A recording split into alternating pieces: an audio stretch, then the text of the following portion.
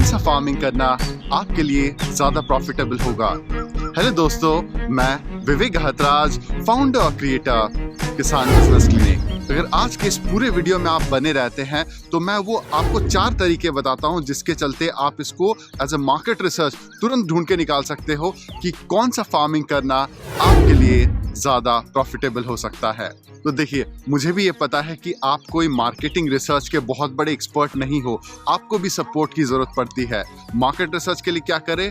Recruit the support. ऐसे experts को आपको ढूंढ के अपने टीम में मिलाना पड़ेगा जिसका इंटरव्यू लेने के बाद आपको ये समझ में आ जाए कि हाँ भैया, हमारे लोकल एरिया में, हमारे लोकल मार्केट में या हमारे लोकल कंपटीशन को देखते हुए ये टाइप की फार्मिंग करना ज़्यादा प्रॉफिटेबल है।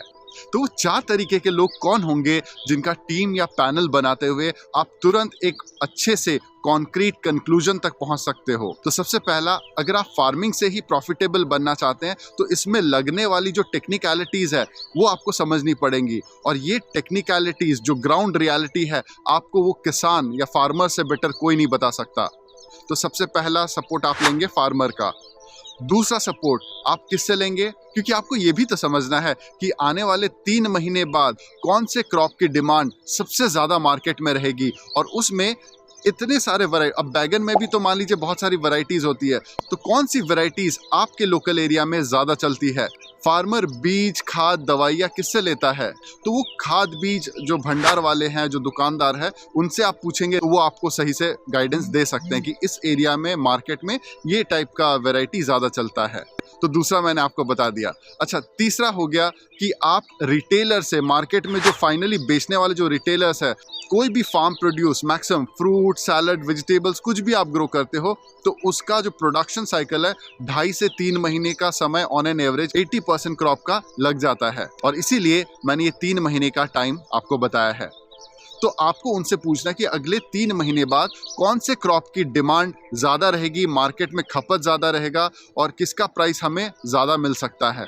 तो उसके अकॉर्डिंगली रिटेलर से जब आप पूछेंगे या फिर मार्केट के वेंडर से आप पूछेंगे, वो बता देगी कि भाई इस टाइम के दौरान ज़्यादा डिमांड आता है। तो आप उस डिमांड को समझते हुए, उस सीड के वैरायटी को समझते हुए या फिर उस टेक्निकलिटीज़ के चैलेंजेस को समझते हुए आप रिवर्स इंजीनियरिंग करेंगे और उसके अकॉर्डिंगली अपना प्लान सेट करेंगे। यही सेम चीज आप बिहारियों के जो छठ पर्व है उसमें हल्दी के पत्ते बेच के, या फिर इंडिया में बारिश के समय लोगों को डेंगू या मलेरिया से बचाने के लिए पपीते का पत्ता या एलोवेरा का जो पत्ता वो बेच के एक अपॉर्चुनिस्टिक मार्केट को टैप इन करके पैसे कमा सकते हो। और ये क्या होता है कि भले ही आप क्रिकेट में खेलने में सचिन तेंदुलकर जैसे हो, बट हर बॉल में छक्के नहीं लगते और हर मैच में सेंचुरी भी नहीं होती है। उसी तरीके से हर सीजन को अगर आप टैप करने जाएंगे तो उस टैप करने से आपको मार्केट रेट 1-2 बार तो अच्छा मिल जाएगा, बट हमेशा अच्छा मिलता रहे इसकी कोई गारंटी नहीं है। मार्केट में आपको रेट अच्छा मिले या ना मिले, बट आपका फार्मिंग प्रोजेक्ट में लगने वाली जो लागत है, जैसे खाद, बीज, दवाइयाँ, इनपुट के खर्चे, आपको अपने घर से, अपनी जेब से ना देना पड़ जाए। तो फार्मिंग को इसी के चलते एक प्रोफेशनल बिजनेस की तरह चलानी पड़ती है, और अगर प्रोफेशनल फार्मिंग का बिजनेस ही चलाना है तो चौथा सपोर्ट आपको जो लेना है वो आपको फार्मिंग के बिजनेस कोच की या फार्मिंग के बिजनेस सलाहकार, हम जैसे लोगों की आपको मदद लेने की जरूरत पड़ेगी। इससे आपको क्या बेनिफिट होगा? तो इससे आपको सबसे बड़ा बेनिफिट होगा कि फार्मिंग को एक जुए की तरह ना देखते हुए कि भैया हम कब कौन से सीजन में ज़्यादा प्रोड्यूस कर ले और ज़्यादा प्रोड्यूस करके उस टाइम में ज़्यादा दाम में बेच दे। अब मैं आपको इसका कॉन्टेक्स्ट भी बता देता हूँ, चलिए एग्जाम्पल देके ज़्यादा अच्छे से समझ में आता है। मान लीजिए मार्केट में रेट तो अच्छा मिलता है, जैसे बारिश का सीजन में टमाटर नहीं होते पूरे मार्केट में, तो उस टाइम में मार्केट में 80 किलो रुपए टमाटर बिकता है। पर आप खुद भी एक गृहस्थी वाले इंसान होकर समझिए कि 80 रुपए किलो टमाटर आप कितना बार खरीदेंगे? उससे बेटर नहीं आप बोलेंगे भाई सेब का सब्जी खा लेंगे, हम लोग एप्पल की सब्जी खा लेंगे, उसको बना के खा जाएंगे, बट 80 रुपए का टमाटर खरीदने में अखरता है। अब आप सोचिए 80 रुपए जो किलो टमाटर कुछ दिन के लिए होता है, कुछ वीक्स के लिए होता है, और उसके बाद सारे साल भर ऐसा ही चलता रहता है। मान लीजिए अगर आपके खेत में प्रोडक्शन जो है वो ऑलमोस्ट लाइक 100 किलो आपने लिया, ठीक है, 100 किलो का प्रोडक्शन आया, बट 80 रुपए किलो में आपका बिके ही 2 किलो। तो क्या इसका मतलब आपने ज्यादा रेट में तो बेच दिया, बट क्या आप प्रॉफिटेबल रहे? क्या आपके 100 के 100 किलो बिक गए? नहीं बिके ना।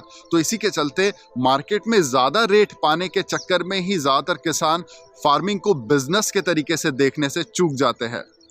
आपको मार्केट में एक बार सिक्सर नहीं मारना है, आपको मार्केट में टिके रहना है और आगे आने वाले दिनों में सस्टेनेबल रहना है। मतलब खेती बाड़ी में उतरना तो इजी है, बट उसको सस्टेन और सरवाइव करना वो ज्यादा कठिन है। तो अगर आप ये करना चाहते हैं तो आप इसके लिए रिक्रूट द सपोर्ट। चौथा वाला हो गया कि आप अच्छे ट्रेनर्स, मेंटर्स, गाइड, कंसल्टेंट, जैसे किसान बिजनेस क्लिनिक में हम लोग हैं, तो हम लोगों से आप इसका प्रोफेशनल सपोर्ट भी ले सकते हैं।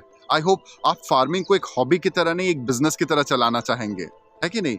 और इसीलिए आपको किसान बिजनेस क्लिनिक में ट्रेनिंग की भी जरूरत पड़ सकती है, या फिर अगर आपके पास समय नहीं है और आप प्रोफेशनल एक्सपर्टीज तुरंत चाहते हैं, सो इन दैट केस आप हमारा प्राइवेट साइट विजिट कंसल्टिंग भी बुक कर सकते हैं। तो चलिए समझते हैं कि आज के इस पूरे वीडियो में आपने क्या सीखा। आपने ये सीखा कि मोस्ट प्रॉफिटेबल फार्मिंग अगर आप समझना चाहते हो तो उसके लिए आपको मार्केट रिसर्च करना पड़ेगा, और मार्केट रिसर्च करने के लिए आपको 4 टाइप के लोग अपने टीम में होना बहुत ज़रूरी है।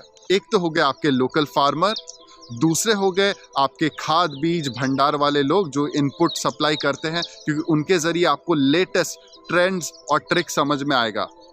तीसरा हो गया आपका रिटेलर जो मार्केट में आपके फाइनल प्रोड्यूस को बेचता है, और चौथा हो गया आपके ट्रेनर्स, मेंटर्स या प्राइवेट कंसल्टेंट किसान बिजनेस क्लिनिक जैसा। सो इन 4 लोगों की जब आप टीम बना के चलते हैं तो फार्मिंग के टेक्निकल चैलेंजेस को भी आपको समझ में आता है। दूसरा, लेटेस्ट टेक्नोलॉजी या अवेलेबल जो सीड वैरायटी या फिर इनपुट सप्लाई है वो लेटेस्ट टेक्नोलॉजी वाइज क्या अपडेटेड इंफॉर्मेशन है, ये खाद बीज भंडार वाले आपको बता देंगे। तीसरा, आपको जो मार्केटिंग के पर्सपेक्टिव से रिटेलर्स आपको बता देंगे कि क्या करना आपके लिए ज़्यादा बेटर होगा अगले 2 से 3 महीने बाद। या चौथा हो गया कि फार्मिंग बिजनेस के प्रोफेशनल ट्रेनर्स और बिजनेस कोच किसान बिजनेस क्लिनिक जैसा। और किसान बिजनेस क्लिनिक आपको सिखाएगा कि फार्मिंग को एक प्रोफेशनल बिजनेस की तरह कैसे चलाना है।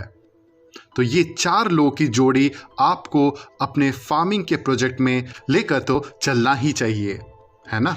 जब आप इन 4 टाइप के लोगों को अपने टीम में लेके चलते हो तो ज़्यादा आपको प्रॉफिटेबिलिटी के बारे में सोचना नहीं पड़ेगा। आपको एक फार्मिंग को एक बिजनेस की तरह चलाएंगे तो सस्टेन और सर्वाइव जैसे ही कर जाएंगे, तो उसके तुरंत बाद प्रॉफिटेबिलिटी तो आपकी होगी।